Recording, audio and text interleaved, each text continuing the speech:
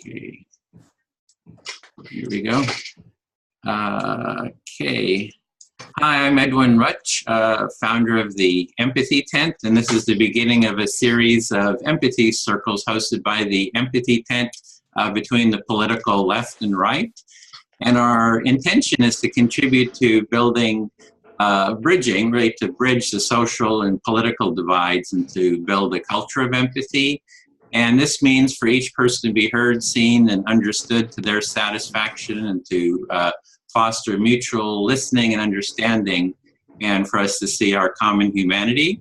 And also for any of the viewers, I want to invite you to take part in future dialogues. You can visit empathytent.com or empathyycircle.com for information on how to take part in these dialogues, as well as how to become a trained facilitator and hold your own.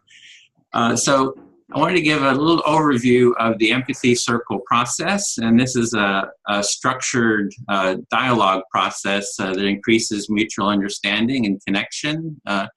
And we had, I think everyone probably had seen this online. I had sent out the instructions, but I'll just review it quickly here. So in this dialogue process, one person will speak, and they'll select who they're going to speak to. And then they'll share, something that they would like to, on the topic that we have. And then the listener is going to reflect back their understanding of what the speaker has said to the satisfaction of the speaker. And then when the speaker feels fully heard, they can say, I'm fully heard, or we'll have a 3-minute time limit, and David will be our timekeeper and hold up the sign. Do you have one? Do you want to just show how that's going to work? There we go, 3 minutes. So that'll be the 3-minute sign. That's your time is up. And at that point, it is the listener's turn then to select who they're going to speak to, and they speak to that person, and the person reflects back their understanding, and then we just keep going around for the time allotted, and we have 2 hours allotted for this discussion. And as a speaker, some tips: you can select who you want to have listen to you. It's really your choice, but it's kind of nice to sort of spread it around. You can speak to the facilitator, which is myself, or to the co-facilitator, which is David. But you may want to spend more time speaking with each other. And you also, as a speaker, you want to share a little bit, but then give space for the listener to reflect back, because if you speak a long time, it's a lot for the listener to remember and to reflect. And let's see, and the best thing is just and the silent listeners, people who aren't speaking at the moment, you'll just kind of wait, and eventually a turn comes around to you. And when you do the reflection, you're wanting to just reflect back what you hear in your own words, kind of the essence of what you hear the speaker say. And as a facilitator, I may kind of just help to keep everything on track and make sure everyone feels heard. And if there's any kind of a breakdown or something, kind of help with keeping the empathic listening process on track. So with that being said, we want to get started with our topic, which is going to be: what are concerns, anxieties, and fears you are regarding the current political situation? So what concerns do you have about the current political situation? And while this is our topic, you can also speak about anything that you have energy around. So we don't want to limit you. If you have burning issue that you want to speak to, you're free to speak to whatever is, on your mind, on your heart, you have energy for. And again, the time limit will be 3 minutes per speaker. And before we get started, we want to have everyone just quickly introduce yourselves. And just your name, where you're from, your political leanings before we get into the circle process. So I'll just demonstrate that. I'm Edwin Rutch. I'm from the El Cerrito, which is near Berkeley in the San Francisco Bay Area. And my political leanings: I grew up conservative, evangelical, fundamentalist Christian. I moved to the left, and now I'm kind of moving to the empathic. So I'm kind of leaving both and moving into to be more supporting a culture of empathy. So we'll go around and I'll just select Richard, if you'd like to introduce yourself. Yes, I'm Richard. I live in Los Angeles, and I grew up a lifelong Democrat. I'm still registered Democrat. However, I feel things have moved so far to the left that my leanings now are to the right, are to a more conservative approach. Although I'd probably say I'm, more in the middle of the pack, but definitely on the right side. Okay, Megan, and you're muted. I was trying to reduce background noise. Hi, I am from California, Northern California, currently out of the country for a few months. And I have never actually really fit into this like two-party scheme. I was raised more like Democrat side of things. And there are many things that line up more with that, but I've long considered myself more of an anarchist, although not always having shared reality with other people who call themselves that, about not necessarily meaning the same thing to everyone. I'm not gonna go into super deep detail, but I've also been exposed to nonviolent communication for about 12 years now, and have long been interested in applying it to the political sphere, integrating that into my activism. And it occurred to me a few months into my study of nonviolent communication that I think Marshall Rosenberg is sort of an anarchist too. Okay. The way I understand it. Okay. Great, thanks. David Farron. Hi, I'm David Farron from Appleton, Wisconsin. I'm a public school teacher. I lean left. I would identify as a liberal. And I'm also interested in nonviolent communication and its applications to restoring community. And so I've been following Edwin's work for the last year or two. And I'd like to support the process and see it spread to other communities. And you're our co-facilitator too, so thank you for that. Bob? I'm Bob Brown from Thousand Oaks, California. And officially my label is I am a pilgrim on the journey to spiritual wholeness.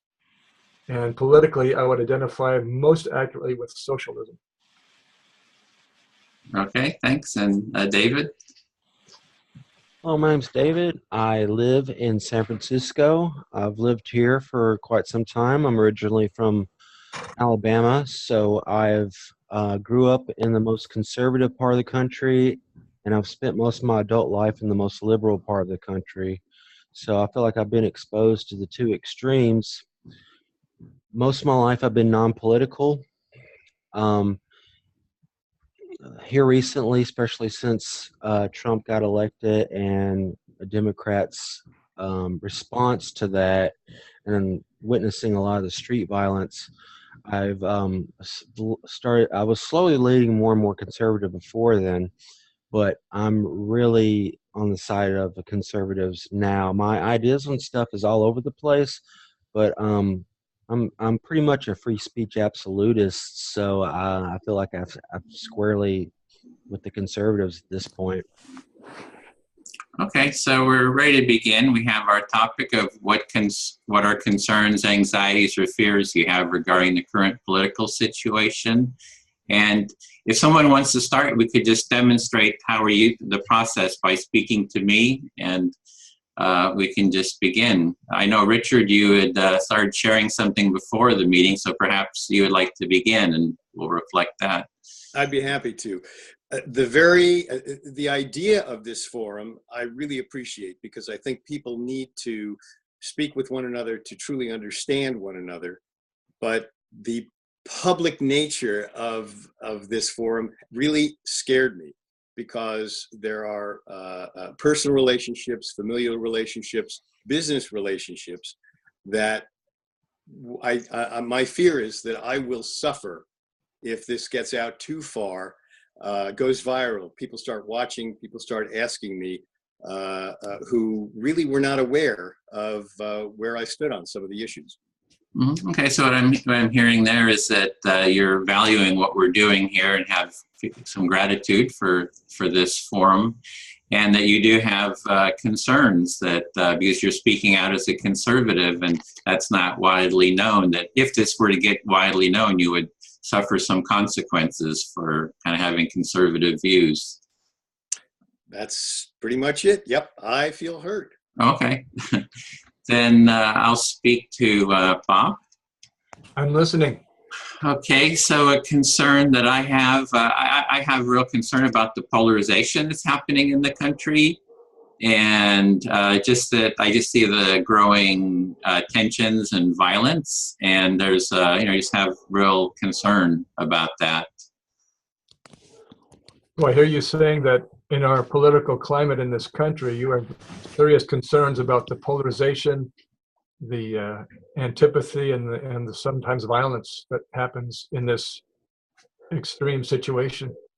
Yeah, and even though I see that polarization that is happening, I also see it as it's also an opportunity, because as things, it's a bit like being an alcoholic or something, that until you kind of hit bottom, sometimes you're not open to sort of change. And it seems to me that maybe the country will sort of hit bottom, and then it'll be open to sort of new ways of doing things, and that new way is really what I would say a culture of empathy. So I do have concerns that might not happen, that shift may not happen towards empathy, but that it will just keep getting worse and worse, and we'll end up with something like Venezuela or something. So I hear you saying that in this political division, there is opportunity, and perhaps we will become so disunited that we'll hit bottom, as an alcoholic might, and say, this isn't working, and perhaps there'll be a repentance, a return to cooperation and listening and respect. Yeah, or it may not work and it'll just get worse, like Venezuela. And it could get worse, like Venezuela. Exactly. Yeah, I feel heard. Thanks, Bob. Okay. David, San Francisco, would you please listen to me? Listening. My concern is our lack of civility. I don't own any firearms. I never have. I have a baseball bat that I play baseball with. I'm concerned that people are willing to shoot each other and throw rocks at each other and beat on each other because of political or religious or moral precepts. And I find that very subhuman. Okay, so I'm gonna repeat what I just heard. You said that you do not own any weapons outside of a baseball bat.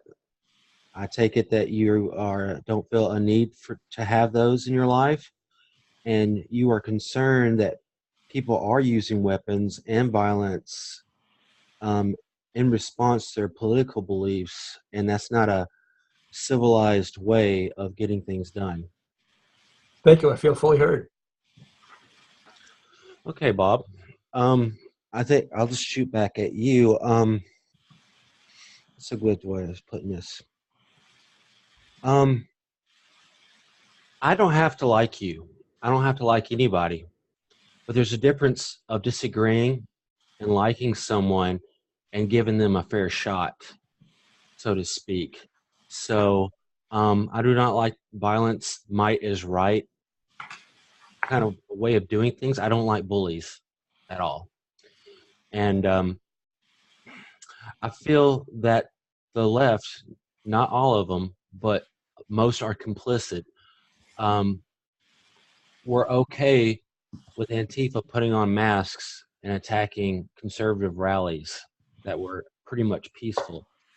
And the reaction from us to that, I think, has been pretty reasonable, considering they pretty much declare all-out war on us. So yeah, that started it. And where do we go from there? I have some ideas on that, but I'm just make sure you heard that.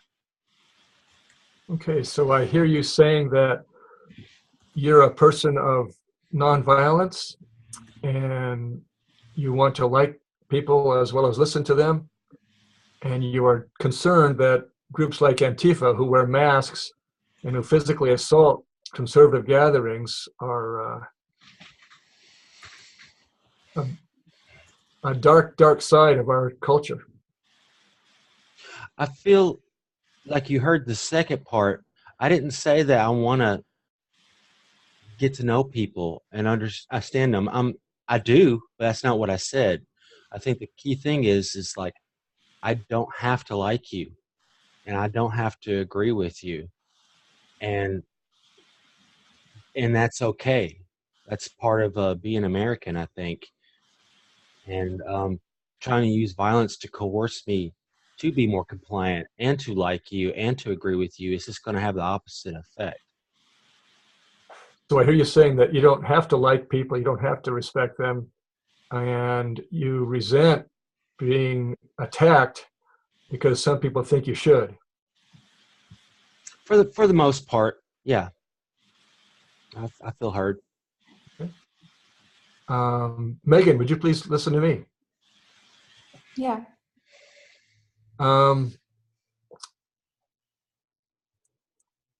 One of my abiding precepts in life is that this is all lowercase now, all lowercase.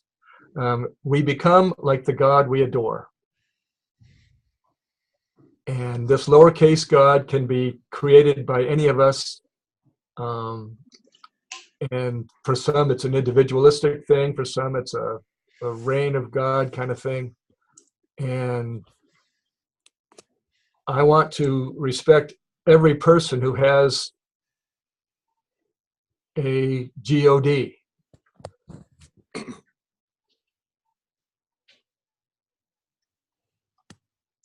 You ready for reflection? Sure. So one of your like basic principles of how you orient to life is that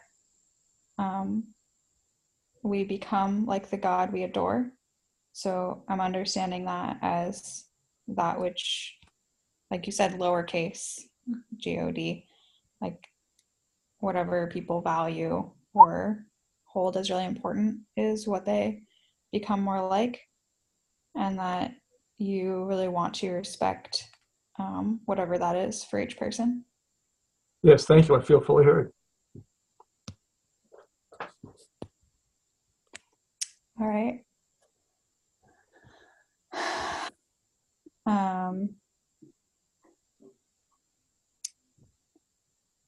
I'll speak to Richard, I suppose. Okay. Hi. Hi. So first of all, I'll say that when I was thinking about this call today and the past few days, and I was thinking about what scares me, I was actually having a hard time kind of putting my finger on it. And I think that's for two reasons. One of those reasons is that I actually, for one, I don't fit neatly into the left-right schema.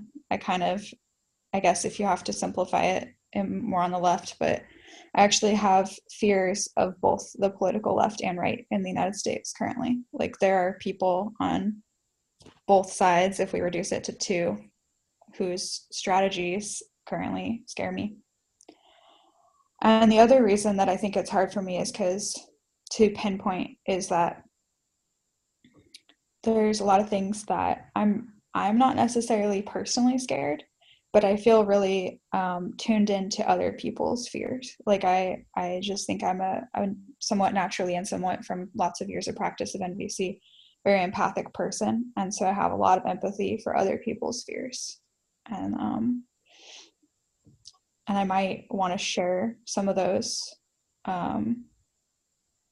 today, like fears that I'm aware that other people have and that I care about, even if I'm not necessarily like personally scared of the thing.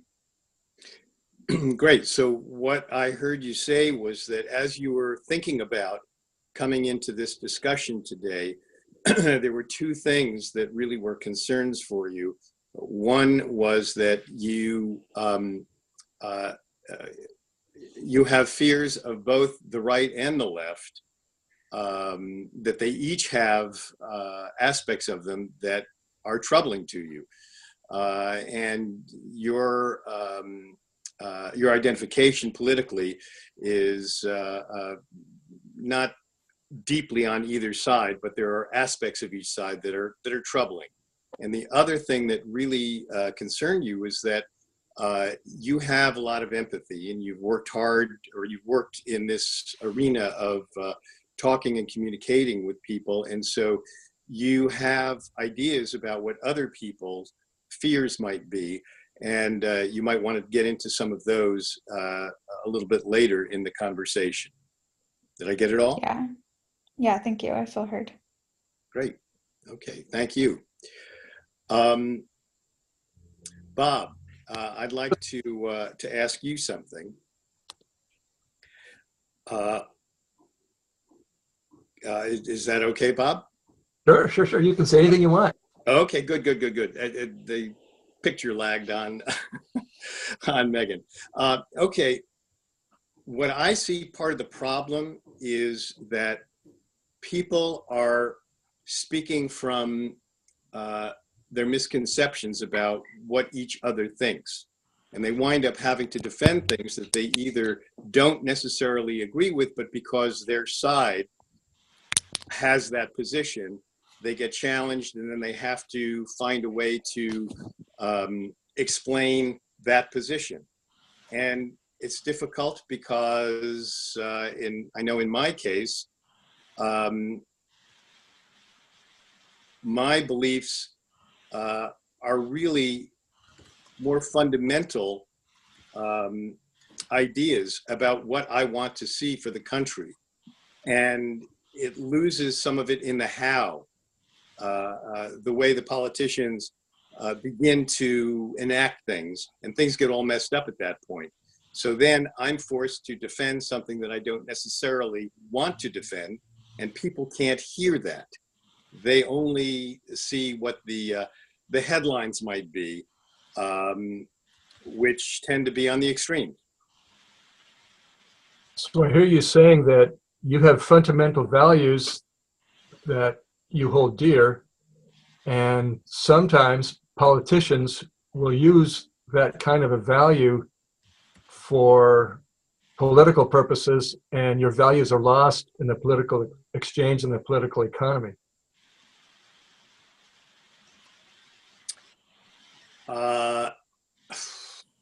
That's sort of it.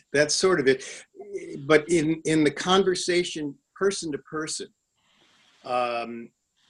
people are using the lens that gets broadcast through the media. And that lens tends to focus on the extremes, which puts me in the position of having to defend something that I don't necessarily agree with, which is, it makes it very complicated and difficult, because what I'm talking about is not necessarily what the conversation is actually about. So the media use this lens that filters and in some cases distracts the message that you believe in, and that the result is that you're uncomfortable trying to defend a position that you really don't, that has been misused and twisted. Yeah. Okay. Yeah, I feel heard. Yeah. Okay. All right. David, would you please listen to me again? I'm listening. Okay. I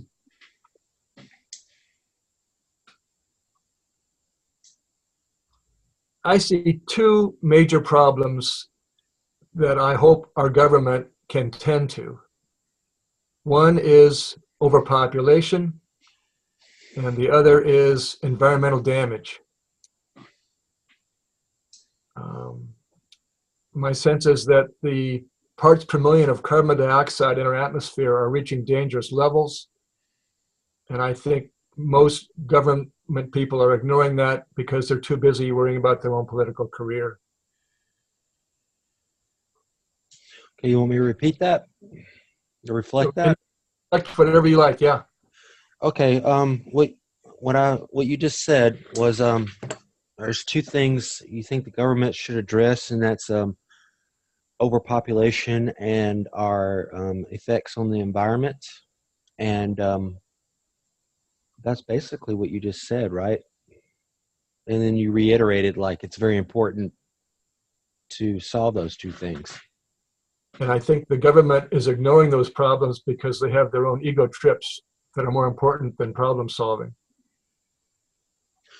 Okay, you said that you'd like the government to address overpopulation and environmental damage that we're causing, and you feel like the government ignores that because of ego trips and other like self-serving agendas they might have. Thank you. You're fully heard. Okay, interesting. I guess I like responding to stuff, so I'll bounce back to Bob here. As far as overpopulation and our effects on the environment, that could be a very long discussion in of itself, and I think we would need experts and studies and stuff like that to refer to. So, I mean, those are issues, but I feel like they can be they cannot be solved if we're not able to talk to each other in the first place. You know, so one thing at a time there. So, okay, so I think that add a little bit more after that. Sure. Yeah. I mean, there's something else I want to say, but you know what? Just reflect that, and I'll go back to something else later. You heard me say that I felt that overpopulation and environmental damage are two major concerns, and you would love to discuss that with some data and some experts and a lot more time. And you feel that to discuss that in all fairness, it takes the ability to listen. And so you think right now the listening issue is more important than other things for us at this forum. Yes, I feel heard. Okay. Was there more? You have your full 3 minutes. Well, I mean, full 3 minutes. Yeah. Okay. I mean, there's an issue I want to talk about. But it's not related to what Bob said. As far as communication is concerned, media is distorting stuff, and the media, 80% of it, from what I understand, I mean, the left controls Hollywood and popular media. They've gotten very comfortable with that, and that's one reason why I think they're really freaking out, because I feel like they've lost touch with the cultural pulse, and Trump kind of tapped into that. You know, it's just so I feel. I'm talking to Bob here. Like, what can we do about like what the focus and scale that the media puts things on? Because like they'll take someone like Richard Spencer and put a focus on him, like he represents all of the right or something like that, and you could easily pick some crazy, like there's people in San Francisco, like the Black Muslims, they'll put up signs talk about like wanting to enslave white people. And I don't see camera crews right in front of them and, you know, making a big deal out of these few nut jobs. People just walk by and just say you're a nut job, whatever. They don't make it like, oh, this is the impending doom that's coming to us, you know, to scare people and to polarize people. And I feel like that's a problem. You know, there's a lot of distortion going on in the media. Okay, so I hear you saying that the media are controlled by the left for the most part, and they're using that control to distort factual reporting of what's going on. For instance, you say that the media holds up Richard Spencer as a spokesperson for the right, which he's not. And you point to an example of Black Muslims in San Francisco saying enslave white people, which receives no media attention. And that most people kind of just dismiss as a crazy person instead of some kind of legitimate like thing that's going on. So there is a dismissal and labeling as crazy for certain issues, and it just adds to the confusion and the misrepresentation by the media. Yes, I feel pretty much heard. Okay. Richard, would you please listen to me? Yes. The media are in business to make money, and they make money with sensationalism. And whether it is Fox News, CNN, MSNBC, Richard Bannon's media, they're in it for the ego trip, for profit and control. And the truth is lost in the background, and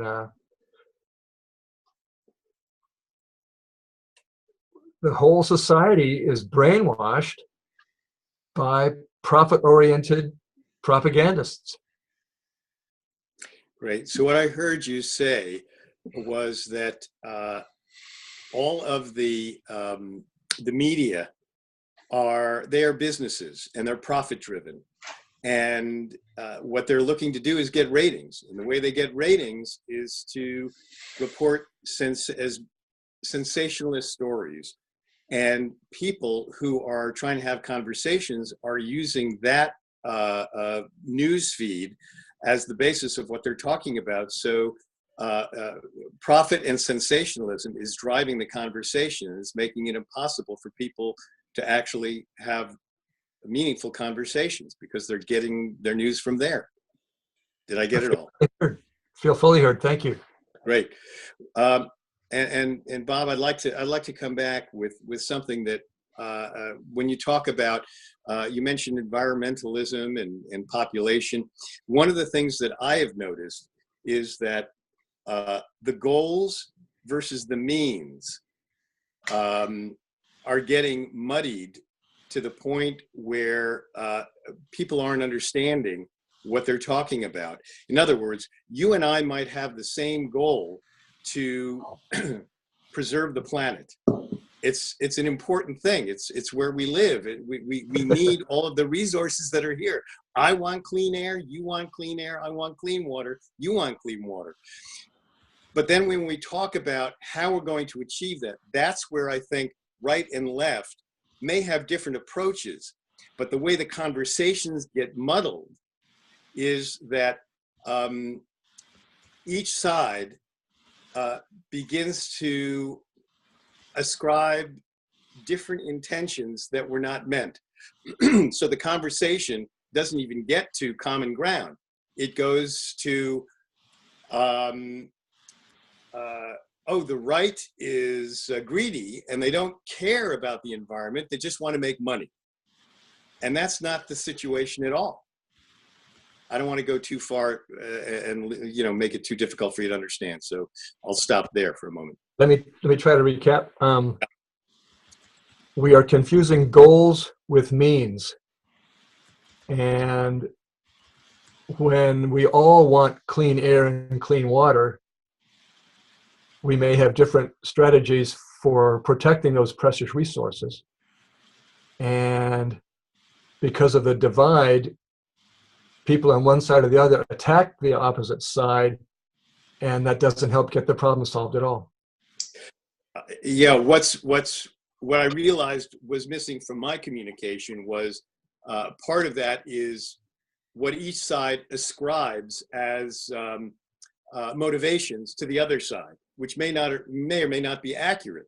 And I want to see people having conversations from let's say a more 30,000 foot view, where they say, okay, we agree on this part of what we want.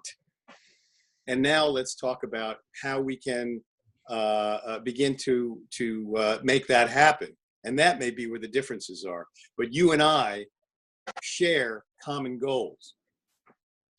So I'm hearing the important element that one's motivation is being questioned from the other side unfairly and inaccurately. Yes, right. Yeah, I feel heard now. Yeah. Megan, would you listen to me? Yes.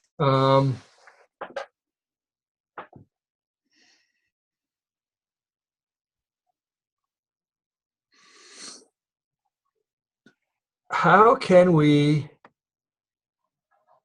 spread this kind of calm, quiet, respectful conversation and override the selfish use of national dialogue by those in power? I hear that you're wondering how we can encourage dialogues like this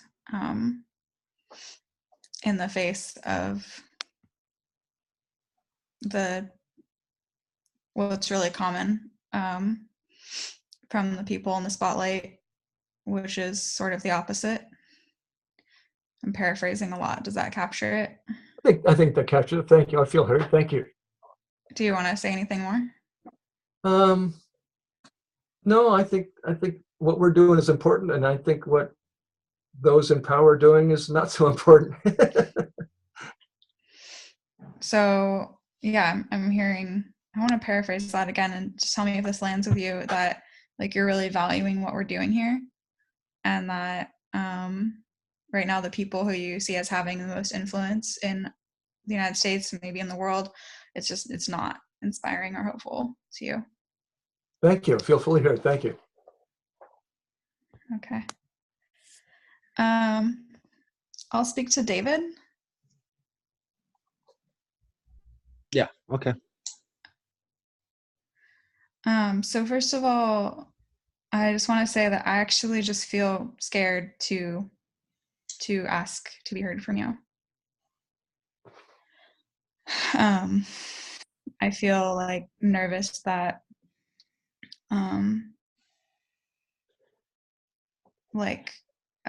if I talk to you directly, that it might, on this call, that it might be, you might be the person of all of us here who, if I like ask each other to hear each other directly, it might be the hardest. A little So bravery I'll goes a just, long way. I'm sorry. I didn't quite hear what you said, but I'm just gonna wait for reflection and then keep using more of the 3 minutes after that. Okay, I apologize. You want me to reflect right now? Yeah, just what I said so far. You feel very apprehensive and engage in dialogue with me because you feel like out of all of us that me and you probably have the most stark differences. I'm guessing. Paraphrasing a little bit. Well, at least that it would be hardest for us to hear each other, I think was more what I was saying. You feel like between all of us that you feel like it'd be the hardest for me to hear, for us to hear each other. Yeah. And so to continue, I'll just keep using my time here. Part of that is because, I was talking about like feeling other people's fears. So there's a fear that I'm aware that a lot of people have right now in the world, and when I think that it's real, it feels really scary to me too.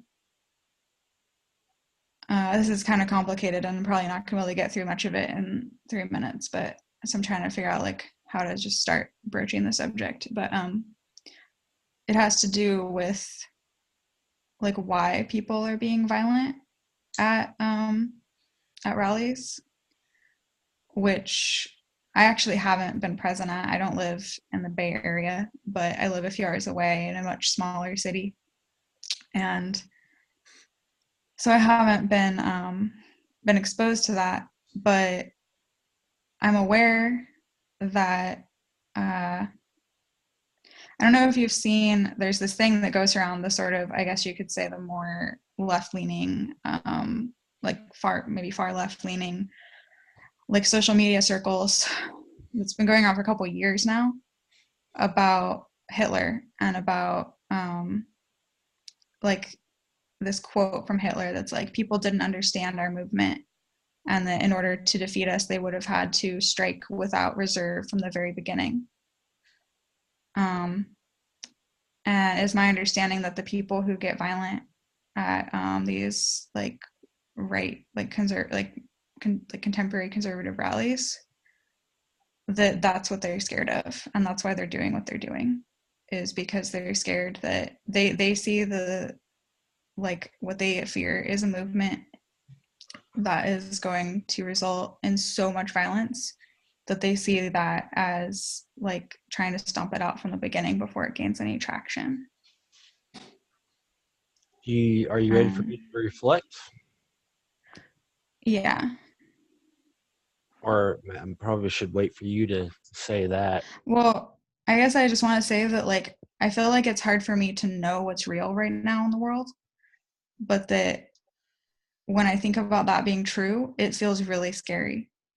And even though I don't want to go out and like attack people, and I actually don't think that that is like the best strategy, when I understand that that's what people are scared of, I understand why they're doing it.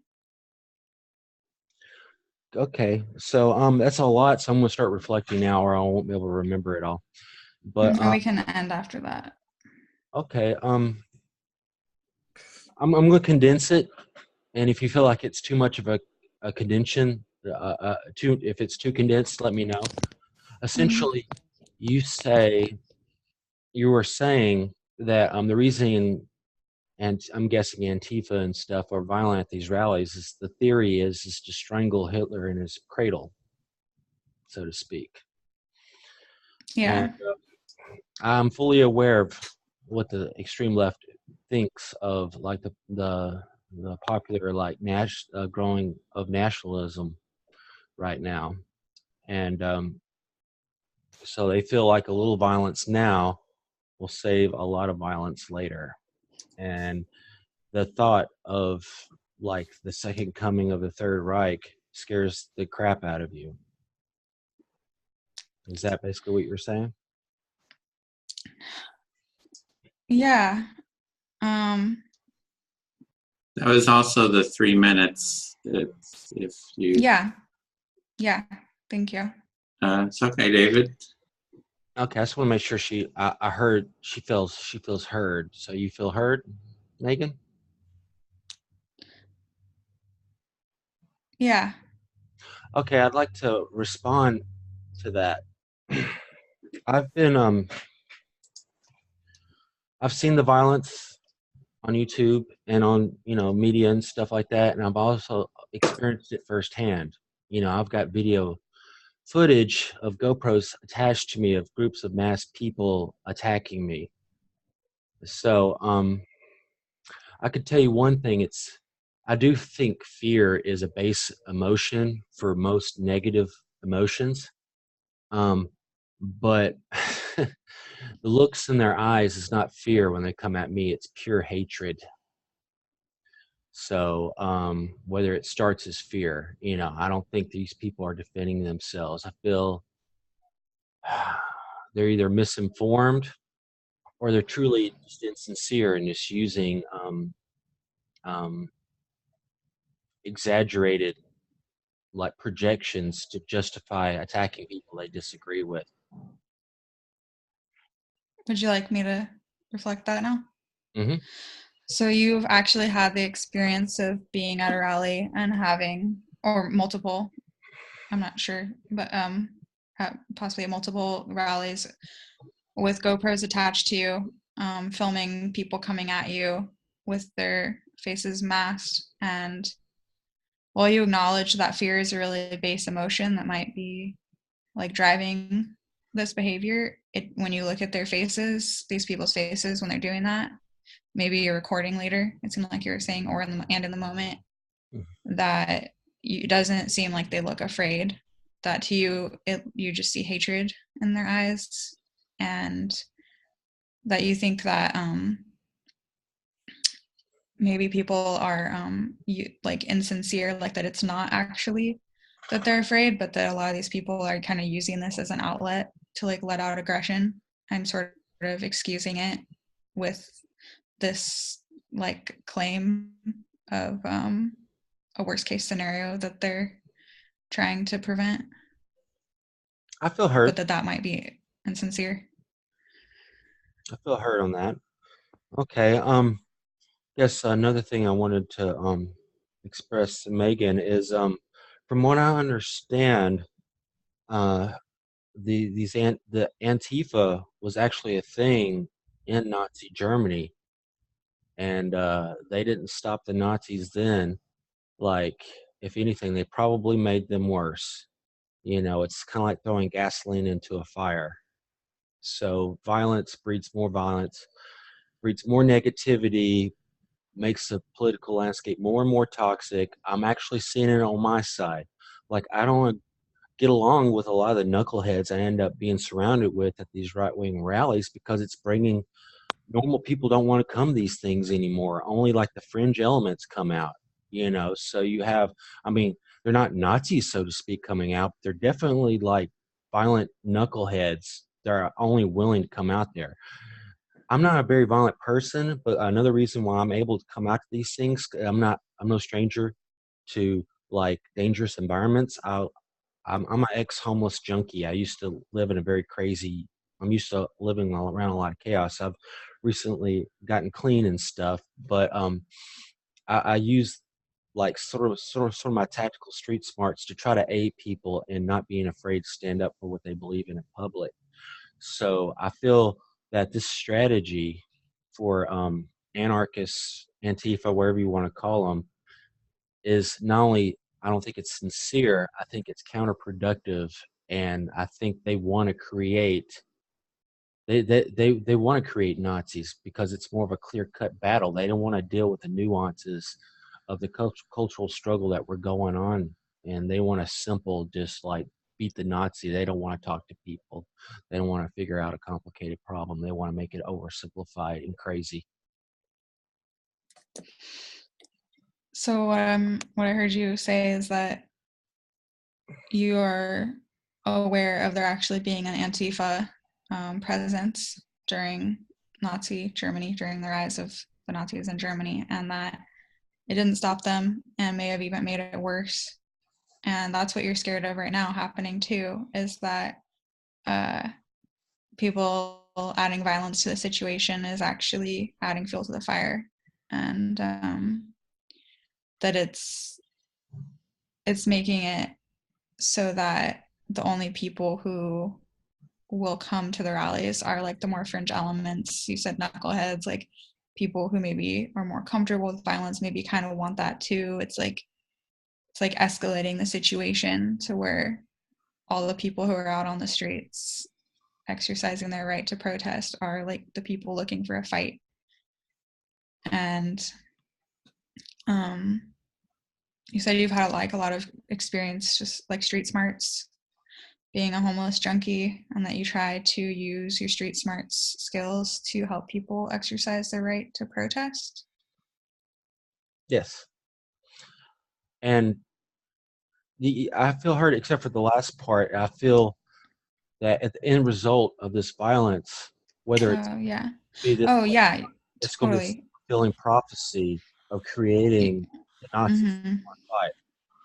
You were saying, yeah, sorry, just I totally did hear that. It just was a lot and then I got a little lost, but that you were saying like nuance is lost, and that you think people are actually kind of scared to deal with nuance, and that they want to just have a really clear-cut enemy that is as like terrible, like a Nazi. But then that's a self-fulfilling prophecy. I feel hurt. Okay.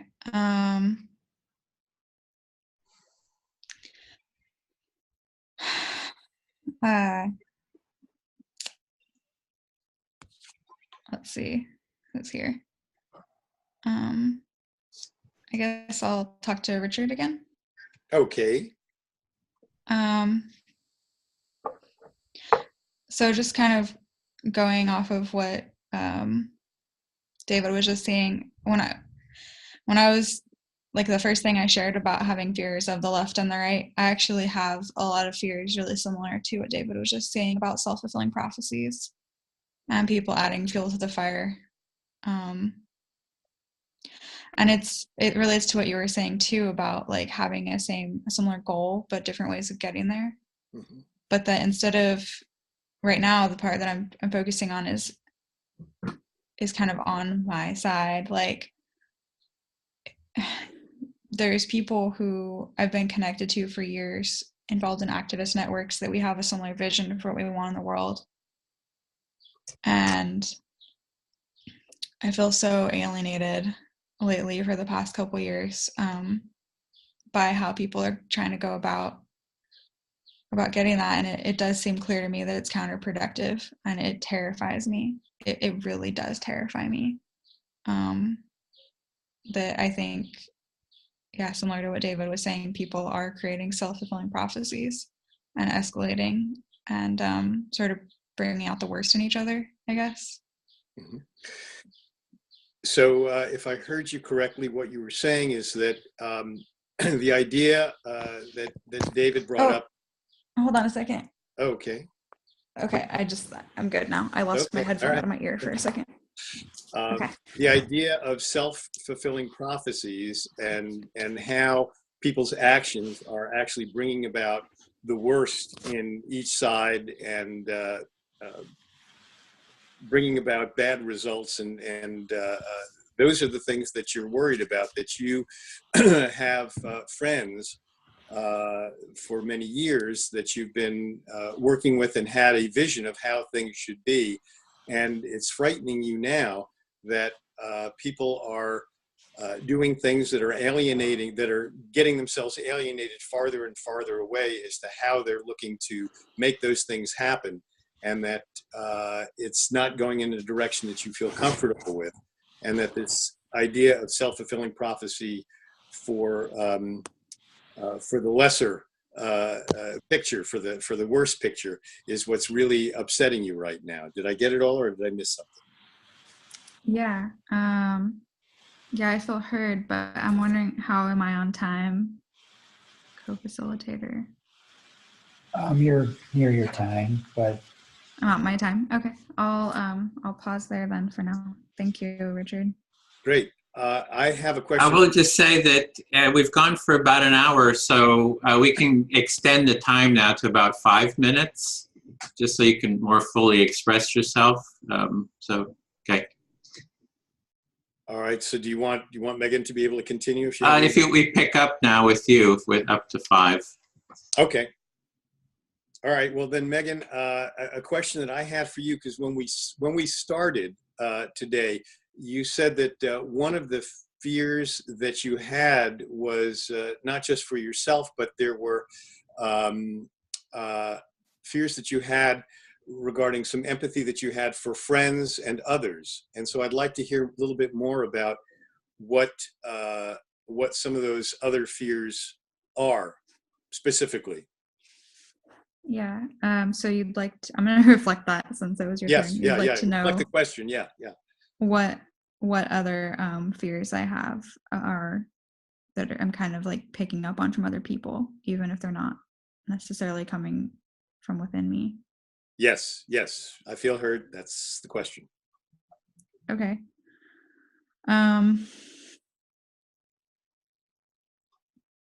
Okay, so I guess it's back to me now then. So like one thing is And who are you speaking to? I'll speak back to Richard. One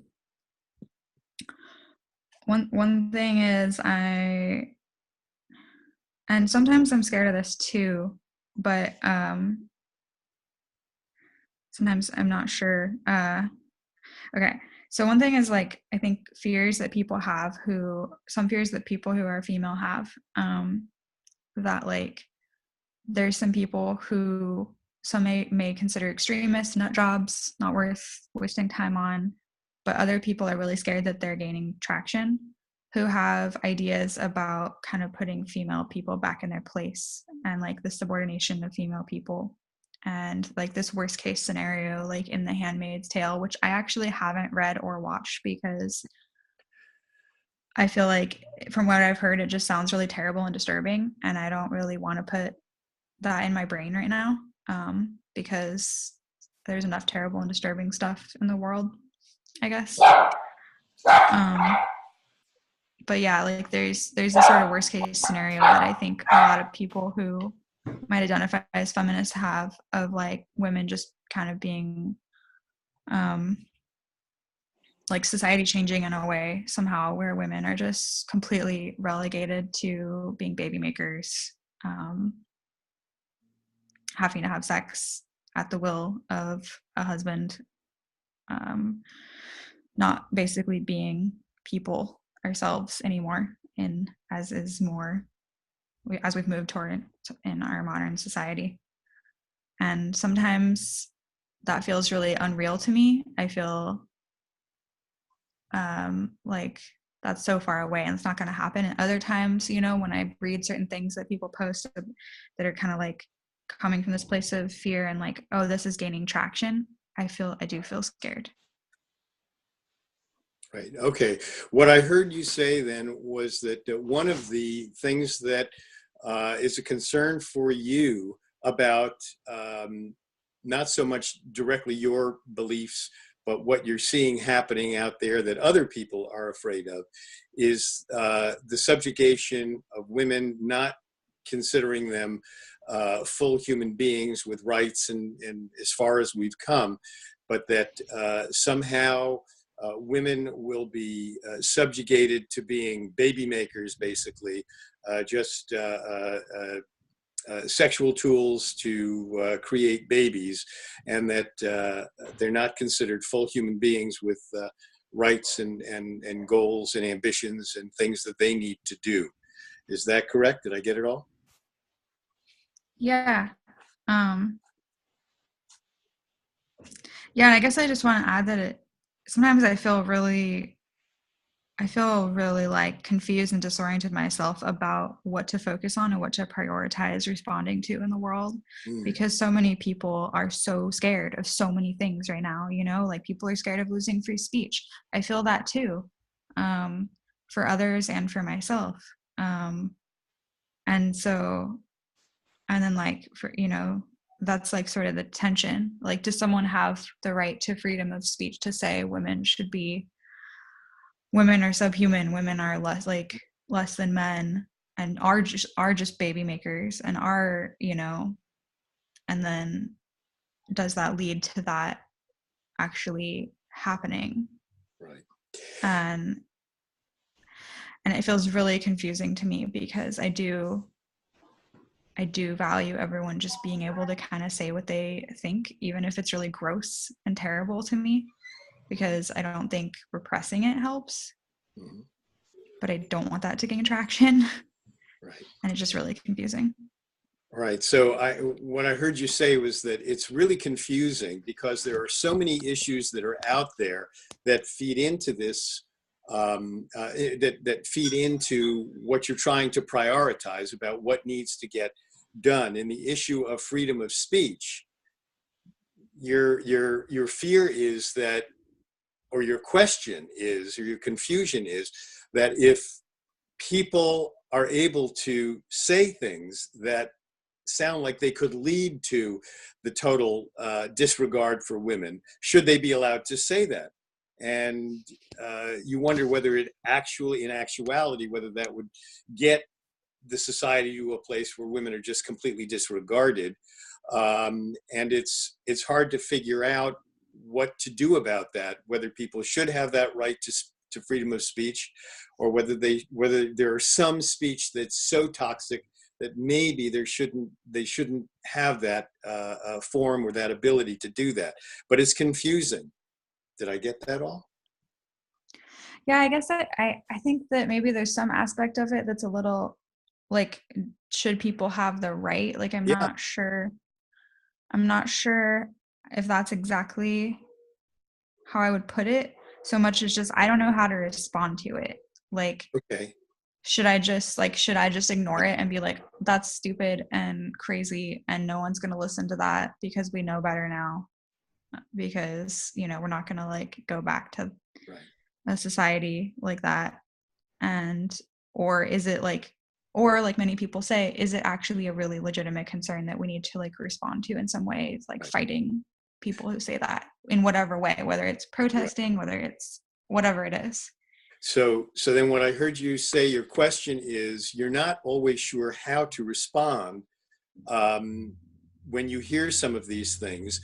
The question is, do you respond? Does that give it more energy? Or the fact is that these ideas are so far off to the edge that they never would get traction. But then if you don't respond to them, do they gain traction? And so you're confused about how actually you should respond to things like complete freedom of speech to say whatever.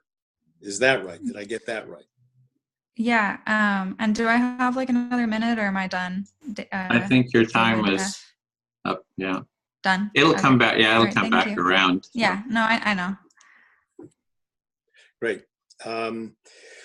Okay, then a question that I have for Bob.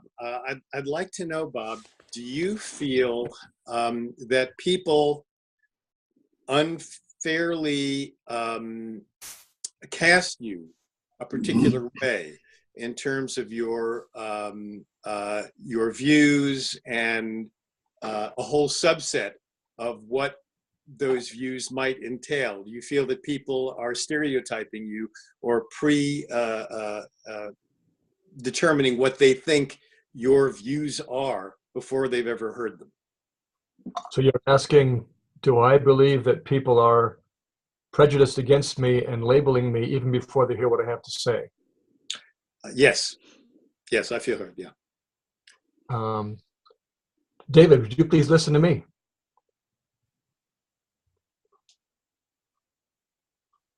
Yeah. Okay, I'm listening. Sure. I am a person of privilege.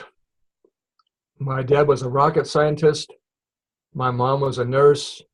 I always had clean clothes. I always had 3 meals a day. I had a dry, warm house to sleep in. I had a bicycle. So I've come from privilege.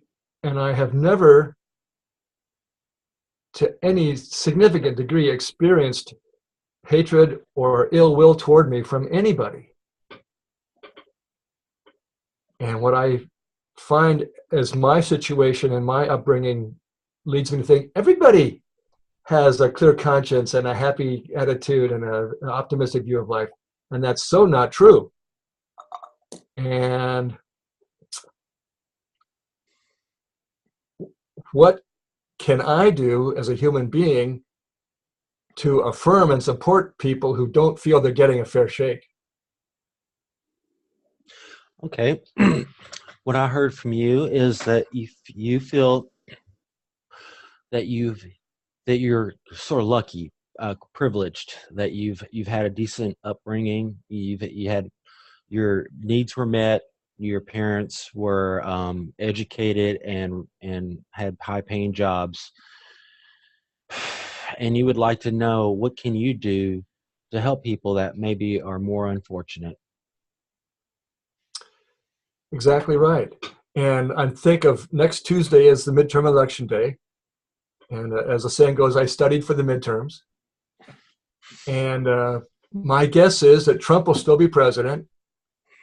Mitch McConnell will still be in charge of the Senate majority.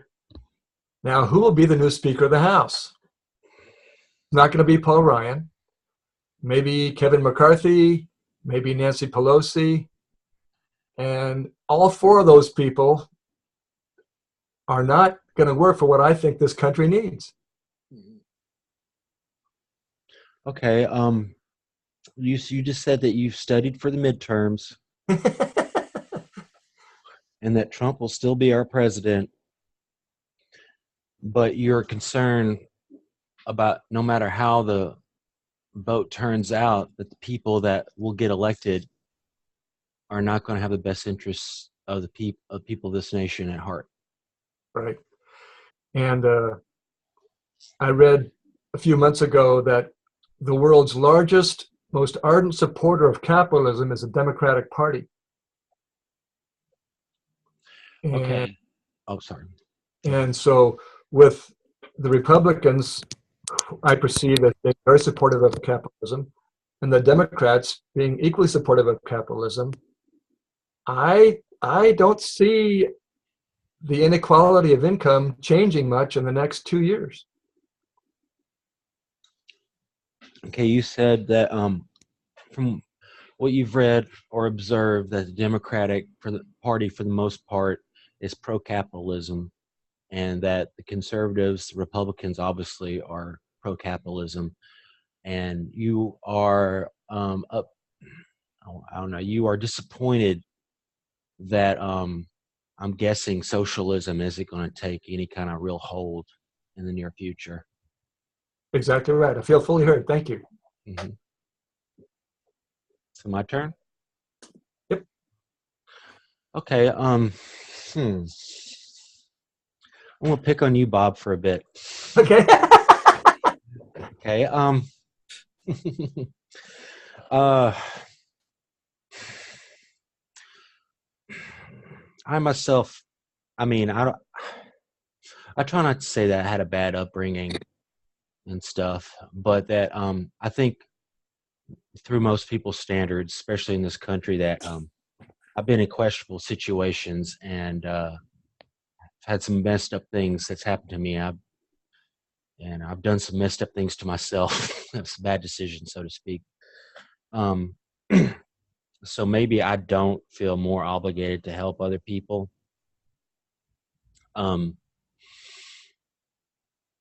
I do not consider myself no angel. I don't think there's any angels in this room. Just putting that out there.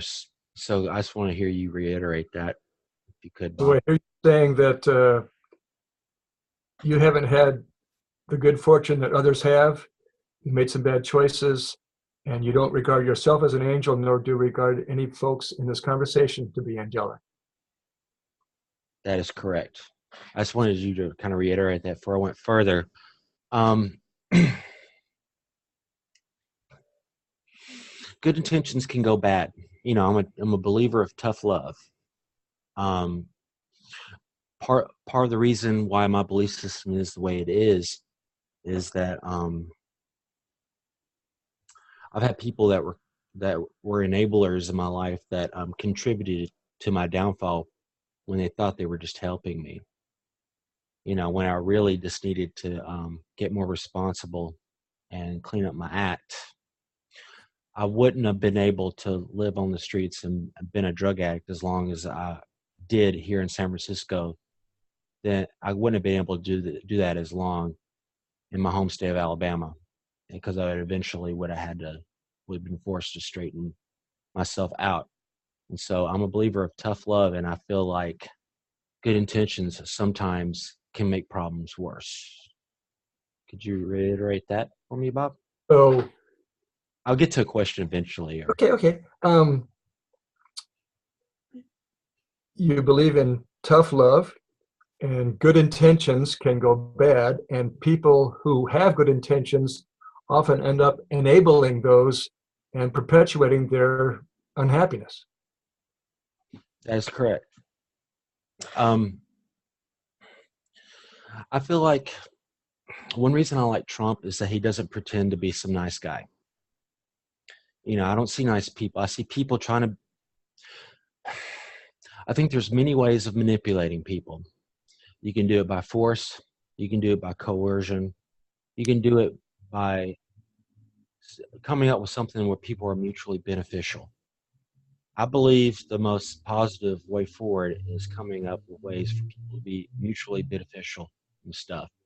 And I think it's important for people to realize and own their own internal selfish nature, because I feel like humans are instinctually selfish one way or another, whether or not you're manipulating people through niceties or through force and coercion. And I'm wondering, Bob, you seem like you're an older guy and you seem spiritual in nature. If you've wrestled with these elements of your nature, and do you ever question your willingness to want to do good in the world? So you talk about inner motivation and selfishness. And do I have in the past experience with wrestling with my own inner motivations?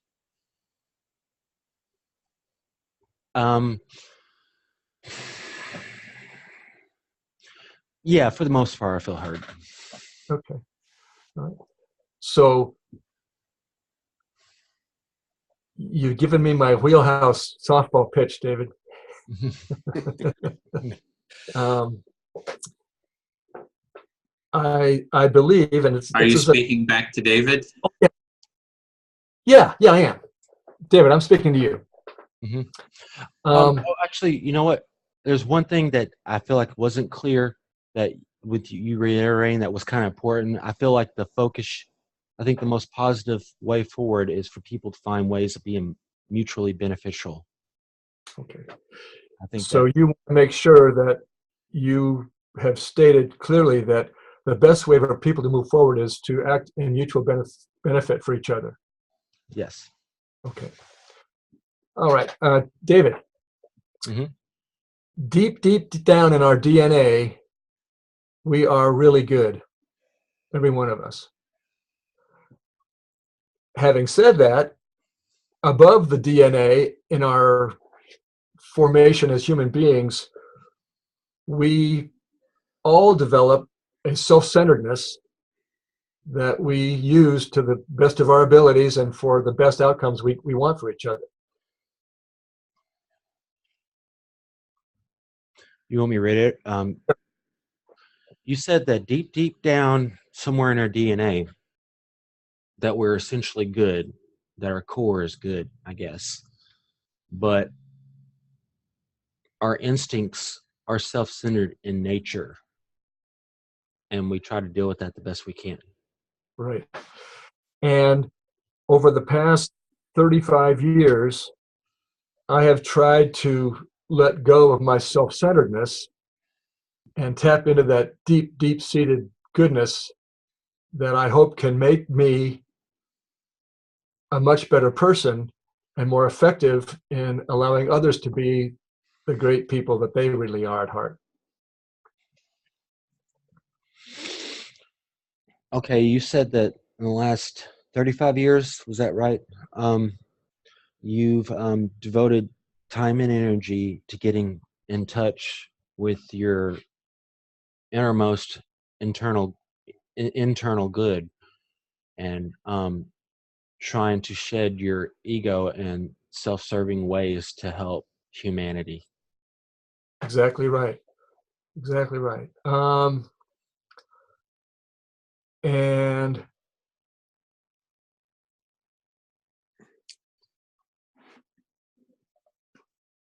I don't know how to get everybody to get into my program. And you just said that you don't know how to get people to do what you want them to do. Well, I don't, it's not so much what I want them to do, but I hope that what I am doing and who I am can help people get in touch with this goodness and let go of the bad.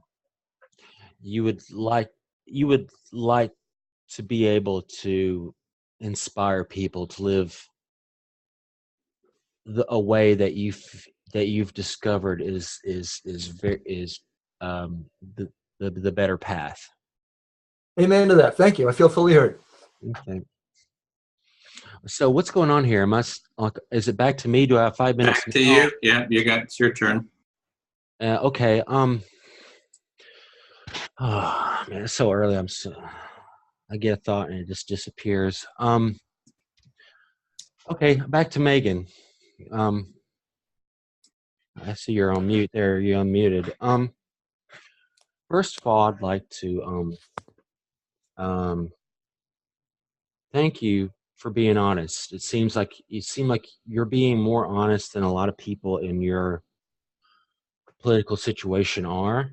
When I say being honest, that you are admitting that you are scared, and that is something, especially I guess men, don't really want to admit. Culturally, I'm not really been raised that way. I just wanted to ask you: or actually state and then ask you. I've noticed, I mentioned before that I feel like there's many different ways to manipulate people. And I feel like men and women are different. In what ways and just what scope and what we do with that, that's another thing we need to figure out. I think we do have differences. And I feel like men manipulate women and women manipulate men. We're manipulating each other to get what we want. You know, we can do it in a way that's mutually beneficial, or we can be selfish and try to control one another. And you can do that by force, or you can also do that by manipulating them by playing the victim as well. That's two different types of manipulation. I was just wondering if you were aware of that. I mean, do you agree with that? So, first of all, you said you wanted to thank me for being open about my fears, and that it's not something you see a lot from maybe people who seem politically similar to me. And that you also think that it might have to do with gender, that men are more reluctant to share their fears. Mm-hmm. And then you were saying that you think women and men are different and try to manipulate each other, or do manipulate each other, but that can be done in more or less harmful ways.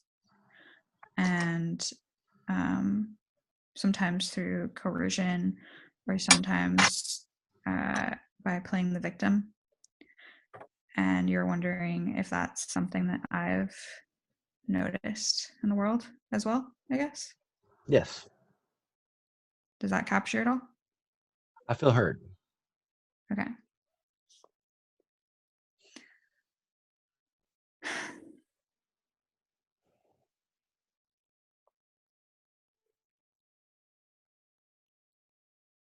I'm going to talk to Bob. I'm listening.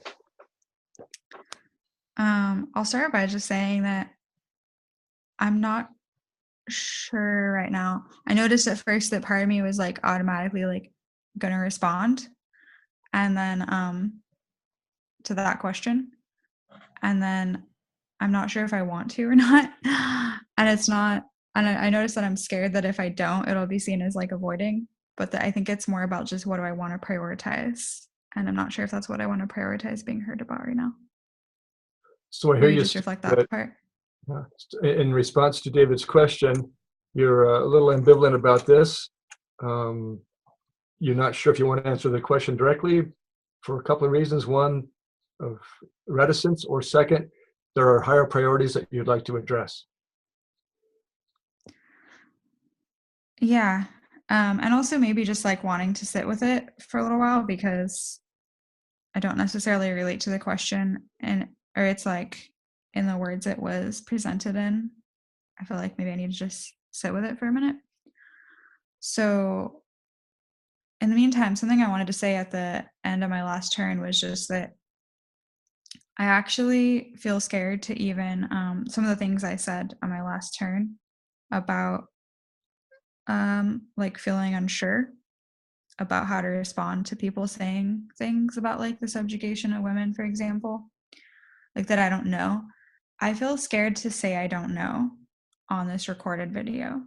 Like there are people who I know, not people who I consider my allies, people who I thought I could consider my allies, people who I thought at one time were my allies in terms of having a shared vision, who I think now would say I am a terrible person for like not being sure. Like the fact that I'm not sure means that I don't know, that like I'm their enemy, that I don't agree with them about how we should respond. Does that make sense, or can you reflect that? So what I hear you saying is you're wanting to put things on hold for a while, and going back to your previous statement, you feel that some people might feel you have betrayed them and that you're not a good person for having said those things. Yeah.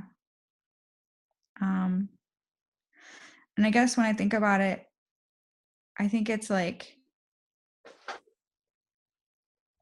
I guess it's because like to them it's just so obvious, like to some people, but something being obvious like to someone doesn't mean it's obvious to someone else. Like whatever's obvious is kind of still like an opinion. It's subjective, and I've been in that place before too, where something seemed so obvious and I was so upset that other people like didn't see it the same way. But I still feel scared of like people being mad at me and like painting me as like, yeah, the betrayer, which is kind of like what happened with Lacey Green. I don't know if anyone knows who that is, but she's a YouTube blogger feminist who does like videos on sex ed, and I know. it's a long story, but I heard about her because some people online who I maybe considered my allies were portraying her as like this defector. And I looked into what she was doing, and she was doing what we're doing. She was trying to dialogue with people who disagreed with her. And I fucking respect that. And it's really disturbing to me that she got portrayed in the way she did, and gets so much hate. So I hear you saying that some people quickly jump to conclusions about what they believe to be true and obvious, and you are not always so quick to make a judgment. And then you mentioned Lacey Green and her blogging and her dialogue about sex ed, and you felt that some people misinterpreted her message and labeled her and attacked her unfairly. And you don't want to be labeled and attacked unfairly. I just don't. Yeah, and the Lacey Green story is complex, and like I'm not in total agreement with everything she says, but I don't think that we need to be. I just don't want to like be harassed. Like when I go home, this video goes around. There's like a certain subset of activists in my community that I think have gotten extremely polarized and don't appreciate dialogue at all. They see it as giving a platform to terrible ideas to help them gain traction. And I don't want to be more and more isolated and alienated from people. But it's like, weirdly, I feel like being a person who wants to dialogue makes me more isolated and alienated from people, which is not. Okay, I'll leave it there. So what I believe I hear you say, you do not want to be attacked. You want to be able to engage in dialogue and not be hurt and attacked by that. And you are concerned that people who may see what you are saying or hear what you're saying, see you on this video, might attack you and hurt you. Yeah, at least socially, maybe not physically, but thank you. I feel heard. Okay. Richard, would you please listen to me? Yes, happy to. I believe in these empathy circles. And wouldn't it be interesting to have Donald Trump, Pence, McConnell, McCarthy, Ryan, Pelosi, Cory Booker, have Edwin Rutch moderate an empathy circle with them and see if we can reduce the hatred and increase the respect and the dignity of our country.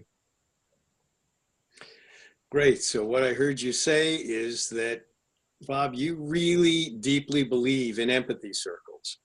And it would be a fascinating experiment to see if we could get the political leaders that are currently running things that seem so contentious and so divided, to have Edwin be able to facilitate a conversation between them to see if we could actually have them understand one another. Did I get that all? Thank you. I feel heard on that. And one last thing I want to say before we all get more turns. Here we are, David, Richard, David, Edwin, Megan, Bob. I'm privileged to be part of this group, and I thank you all for coming in and accepting me and listening to me, and I hope I'll be able to accept and listen to you equally. Great. So you were just expressing a deep appreciation of everybody in this group who was willing to listen and express their own thoughts and fears and be able to reflect back to everybody. And it just took courage to do that. And you're appreciating everybody for that. Exactly. Thank you. I feel fully heard. Great. Thank you. Bob, I noticed, I'd like to speak to you. I noticed before when you were talking about your place of privilege, when you were talking to David, I noticed I had a reaction to the word privilege, the privileged life you led with your family situation, being well off and doing very well. And the word privilege triggered me because it has become, I guess, almost symbolic of something that's negative, people of privilege. And so in my mind, what I said, well, why couldn't he have just said, you know, I was fortunate in life, which is a gentler, more positive way to say that. And that led me to think the words that we use color the conversation. And that's where perhaps we get off track. The term inequality of income is one way to phrase the inequalities in our society. But another way is to say, well, what we're really talking about is inequality of opportunity, because there's never going to be complete equality of income. But as a society, we're looking to find everybody have the same opportunity to succeed. So this is really a conversation about the language that we use and how it colors what we're thinking before we ever get to talking about it. So I hear you saying that the word privilege was a trigger for you, and you wonder, could fortunate be a word used in that place? And you discussed the use of a vocabulary that has an effect on the tone of the conversation. Yes, I feel heard. Okay.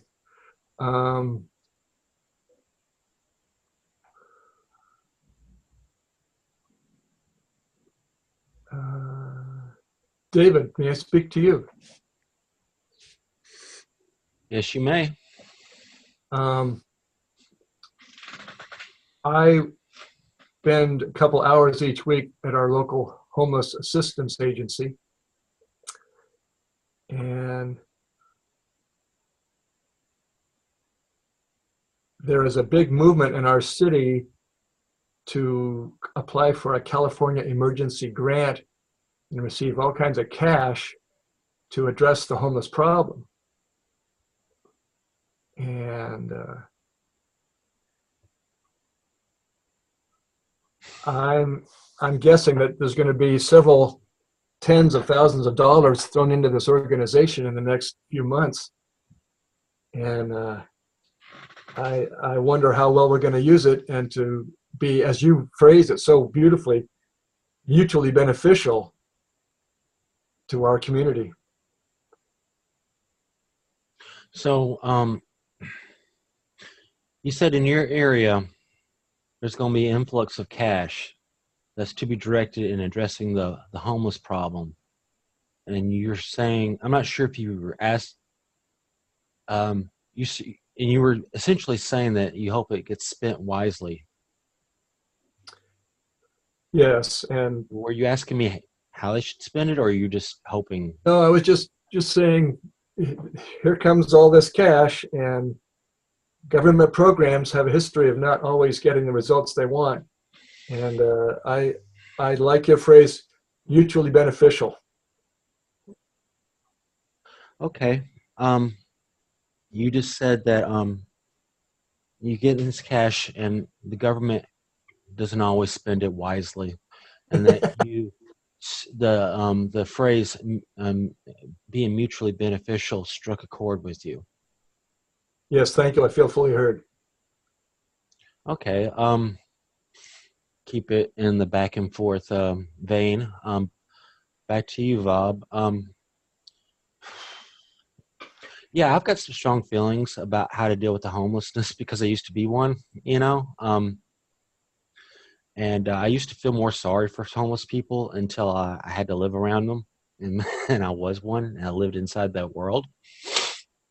And to sum up a lot of things, I think some problems you can't cure just by throwing money at it, and that I feel that our homeless problem is more cultural in nature because California, we have tons of money here. I mean, compared to like where I'm from, Alabama, I mean, you guys are just, the streets are made of gold as far as I'm concerned, you know, and you got all these homeless people around. I feel the problem is more cultural than financial for sure, and it should be addressed as such. So I hear you saying that compared to Alabama, the California streets are paved with gold. We got lots of cash, and you see it as homelessness not as a financial problem, but as a cultural problem. Yes. Okay. Can I reiterate on that, or? Sure, sure. I'm not sure. I'm still. I mean, I'm a little slow to learn certain things, you know. So I'm not sure how the turn system works. Um, what was I going to get at? I wanted to switch up. Talk about, you were talking about income inequality and stuff. I guess I'm going to ask you a question. You seem like a smart enough guy to read between the lines. What would you rather have? Um, three people, one with $50, one with $20, and one with $10, or would you rather have three people with $5 each?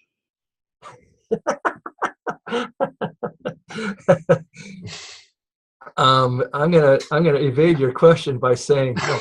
What I hear you saying is, you're asking me, would I rather have a people with 50, 20, and $10, or three people with $5 each? Yes. Okay. All right.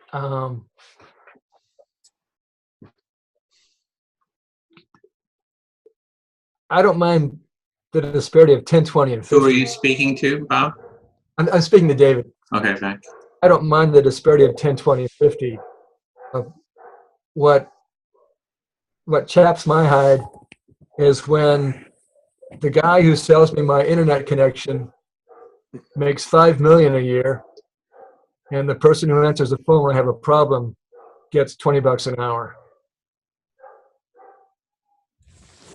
Okay, what I hear from you is you didn't answer my question, which is fine. It wasn't really a question. It was just more like a smart ass view of the way I look at the issue. And you said what gets your hide is that the person who owns the internet company makes a lot more money than the person you actually have to deal with day in and day out. I mean, when you have to deal with person to person, you feel like that person probably does more work than the CEO does, which is probably not true. But anyway, that's what you said.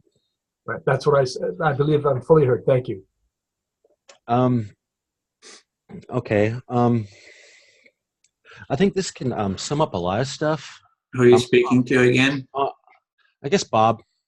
Okay. I'm speaking to Bob, and but what I'm about to say, I'm going to use it in context of like arguing capitalism over socialism. But I mean, I think it can this can talk about. I mean, refer to other stuff. I feel Like capitalism, I feel its main drawback is, the potential of greed getting out of hand. And I feel like socialism's main drawback is it's based on envy and jealousy, and that can get out of hand. They're both very negative and can be very destructive. The reason there's one of two reasons that I lean to capitalism is one, greed sucks, but it's within us all. And it's something we have to deal with. And greed actually can be transmuted into ambition, which can be useful. I don't see anything useful coming from jealousy, And second part reason I leave on capitalism is it's successful. It works. It works. I haven't seen pure socialism work yet.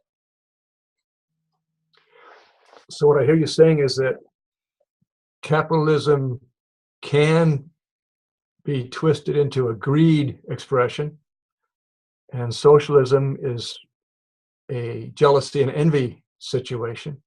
And you prefer capitalism because greed can be used as ambition, and you've not yet seen a socialist system that has been as successful as capitalism.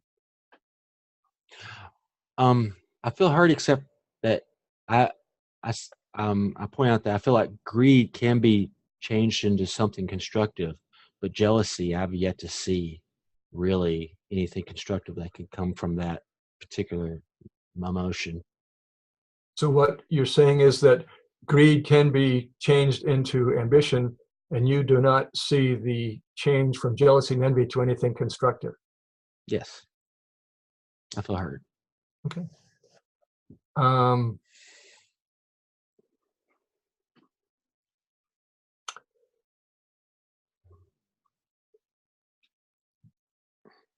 Can I speak to two people, Edwin? Best one person. Okay. Keep the process. All right. David, I like what you just said in many, many ways. And I just wish there were more compassionate capitalists as you appear to be. Is that it? That's it. Well, you said that you appreciate what I just said, and you wish that more pro-capitalists were of my nature. Yes, I feel fully heard. Thank you. All right, thank you. It's back at me. Who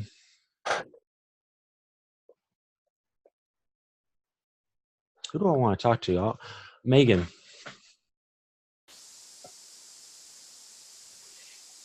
All right. Not a question. I just wanted to say something to you. Don't be scared. I mean, it's hard. It's hard, but like if you see something, it takes practice too. I'm not perfect, I fall short in danger a lot of times. I'm not the toughest guy in the world, but I think it's good that and being socially shunned sucks. It sucks big time. But I'm so used to it. I almost thrive on it. It's almost toxic. I'm a troll. What can I say? I've been that way since I was a child. I've learned to adapt to that, and it's okay to be an outcast amongst outcasts. And I just wanted to tell you that. If you see some, BS coming from so-called allies, sometimes it's worth calling it out. But that's something you gotta, I guess, kind of weigh out. And fear is the mind killer. And I don't judge you. Fear is completely natural. It's a self-preserving instinct, and it's good to admit it. But yeah, don't let it control you. That's So all. reflect that you're expressing your hope for me that I would not feel afraid, or at least not let that control me or my actions, and that you acknowledge that like being socially shunned sucks, but that that you've experienced a lot and that in a way you thrive on it. I'm guessing because it's kind of become a metric of like how much you're sort of like being honest or something. No, never mind. Take I that didn't back. say that, but you know, No. I could, I figured out a way to let it work for me, you know, just out of necessity. Okay. It was a wrong guess. But you found a way to work with being socially shunned and almost like thrive on it. You said you're Yeah. a troll. Yeah, I turn it into food, you know. You turn social shunning into food, like a plant Yeah. photosynthesizes sunlight, sort of. Yeah. And yeah, that you were saying that you recognize that fear is also necessary, telling us when to be cautious sometimes, but like encouraging me not to let it control me. Basically, yeah. Yeah, I think you got the gist. All right. Who do I want to talk to? I'll talk to Edwin. Okay. I'm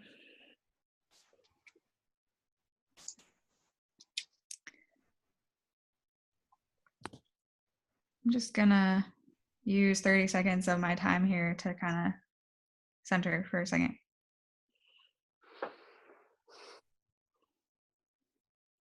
Oh, okay. So one thing that was coming up for me is like, it's really hard to, like, the topic is anxiety, like what are you anxious or afraid about? It's actually really hard to be anxious or afraid in a group of people like this, listening to each other, because that's inherently soothing to the nervous system. It's kind of the opposite of what provokes fear and anxiety. But I do notice a concern coming up that I'm not sure how much of it is like really coming from me, and it's kind of like I imagine what other people might say, which is like, is this basically just are we getting too comfortable, sort of like if some people from like both sides or all whatever sides we all represent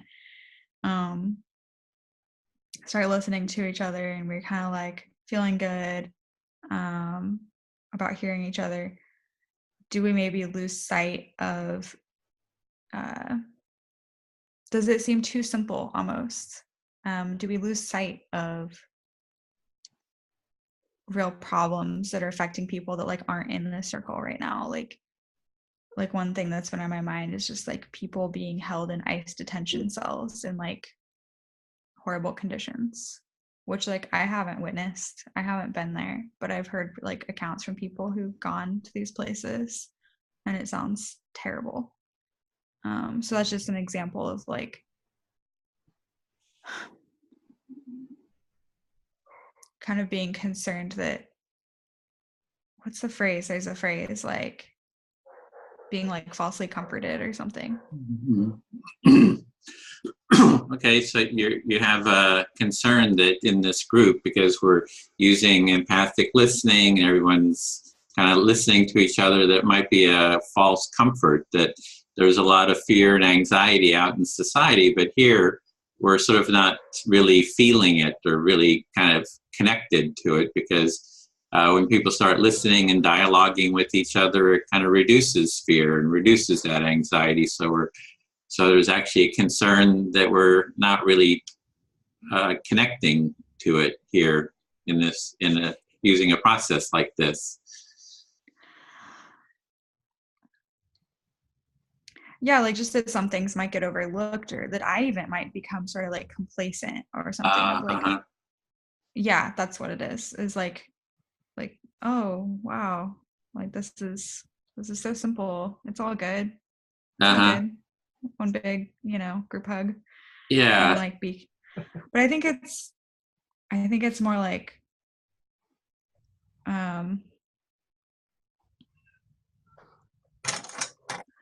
recognizing that like there's people who aren't in this circle who probably have concerns that maybe none of us have even stated. And I don't know. I'll stop there because I'm a little Yeah. lost on my own. I've lost myself a bit. Yeah, so you've lost yourself a little bit sort of thinking about this, but it is kind of a concern that here, this is just like a big group hug, that, we're not really tuned into all the fears and anxieties that are out there, and that we can just kind of become complacent, that we just get comfortable, and then we don't sort of take action to address kind of the fears and anxieties that other people might have, or sort of hear or bring those into the circle or into the discussion. Yeah, thank you. I feel heard. Okay. Then I will speak to David Farron.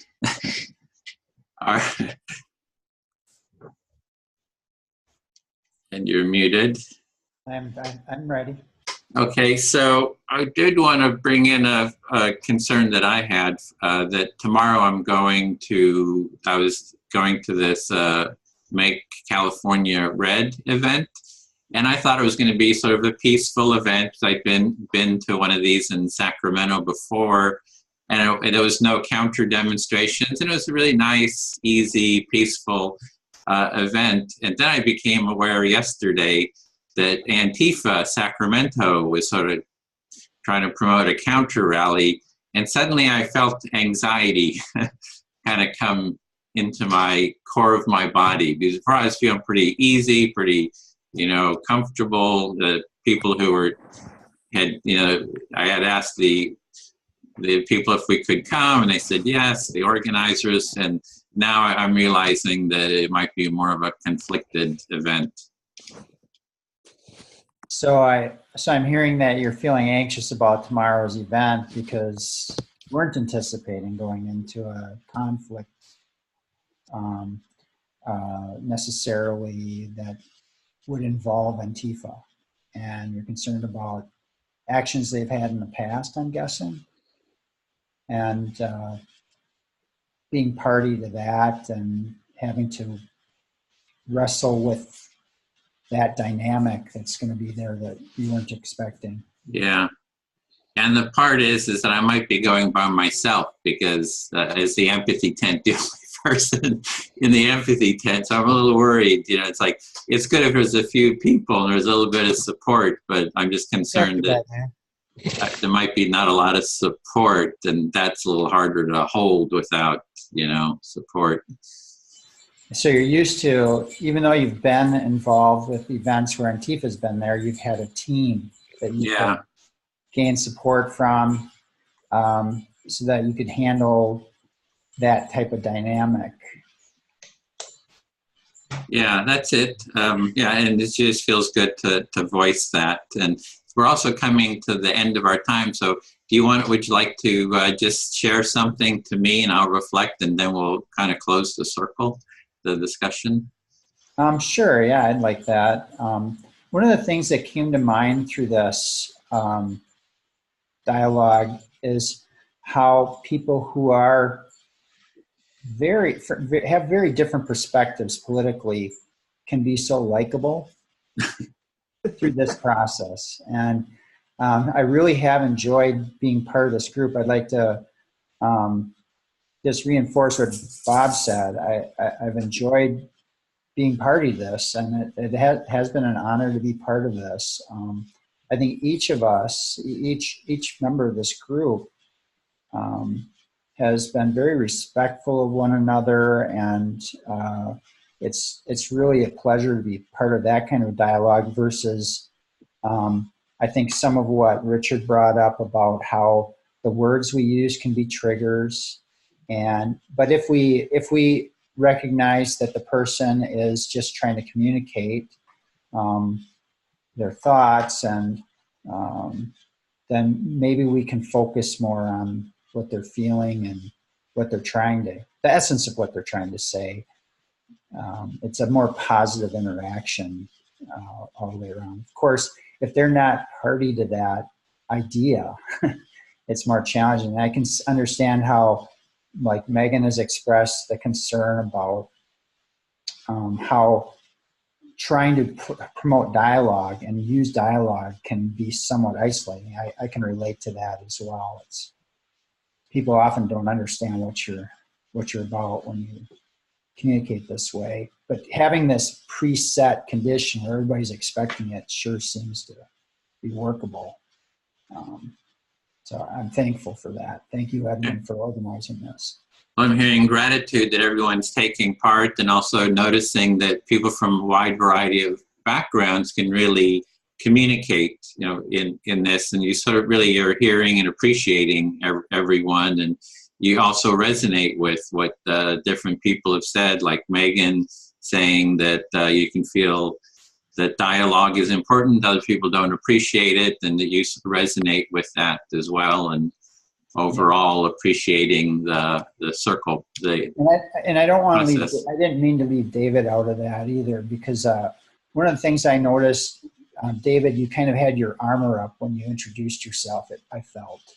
And, but I felt like you listen very well, and you're very conscious of how you're using your words. And I feel like,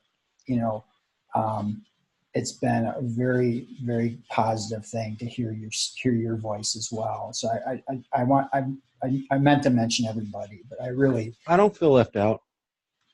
good. I just wanted to make sure I mentioned that, because I think, it's so valuable to have your perspective. And thank you for bringing that to this group. So you just want to acknowledge everybody's contribution and everyone's perspective, and you would like to just acknowledge every single person, and you're making a special acknowledgement of David, that, just as he's a really good listener, and your appreciation of that. Yeah, I feel heard. Thank you, Edwin. Okay. Well, then in closing, maybe we can just go around and just share, starting with Richard, just, shortly, how was this for you? Just to sort of a recap or summary. Yeah, thank you, Edwin. I thought this was great, and it was really great to interact with everybody. I thought that everybody here showed a wonderful degree of courage, sensitivity, and respect. And I just think that that's terrific. I did have one thought, something to offer you, Edwin. I'm wondering whether a future topic might be what are people's core beliefs and goals, because I think that would also be a very interesting and stimulating conversation between people. Yeah, well, glad to harvest all those questions. We have a poll for that. You can add it to it, and we'll be, we're wanting to hear what people would like to speak to. So, yeah. Terrific. Thank you. And thank everyone. I thought you all did a great job. Okay, Megan, would you? Yeah, it was nice to participate. I appreciate it. Like other people have been saying, I feel more connected to the group. I felt pleasantly surprised. Like I had said, that I was like unsure if it'd be hard to connect with David, and it was actually really easy. I felt like I felt a little embarrassed about like coming up on the edge of my time, like a lot. Like partly that was because on my screen I couldn't see when other David was like holding up the time. But and I just feel like there's a lot more that we could go into as well. And I wish I could be there with you at the rally. I'm a little nervous for you, but also hopeful that it could just be like totally okay. Okay, thanks. Bob? I just hope I can wave my magic wand and that everybody will have only positive consequences from this wonderful group. Okay. David? Yeah, it's this is not my first one of these, and if you ever get tired of my mug up here, you can pick other people, it just seems that you get who's willing, I guess. And this is good, like people kind of talked about earlier, the world isn't an empathy circle, so like you can't address everything.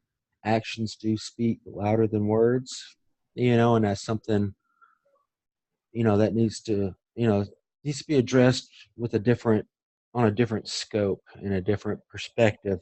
But there's definitely gold to be mined in these places right here. That's all. And I'm glad you're going to be in Sacramento tomorrow. Hey, man, you were in Berkeley, and I didn't even show up for that. That looked crazy. But they did their job, you know, and stuff. And I think it's going to be cool in Sacramento. You know, just I think it's going to be okay. Just be smart, you know, and I don't think it's the conservatives you're afraid of. And I think the police and our people will be able to keep the mass ninjas in check. Well, we offer listening to everyone, so that's David Farron. Would you like just any final comments? And thank you for the timekeeping and co-facilitation and note taking. No, I you know, the tendency is I want to be able to fly out and help you, but I'm afraid I can't do that. And I feel like for each of us, just trying to keep this kind of guideline in mind when we dialogue with people might be helpful. So I'm gonna endeavor to do that, to try to make that more of how I interact with people, and that's a challenging thing, but I'll keep working at it, and I'll look forward to a future empathy circle.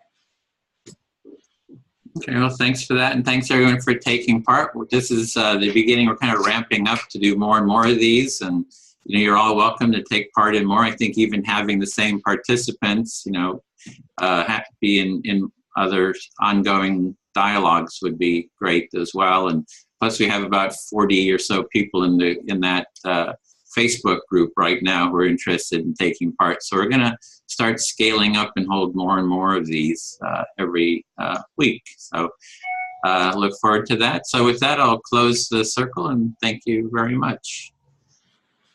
Have a nice day.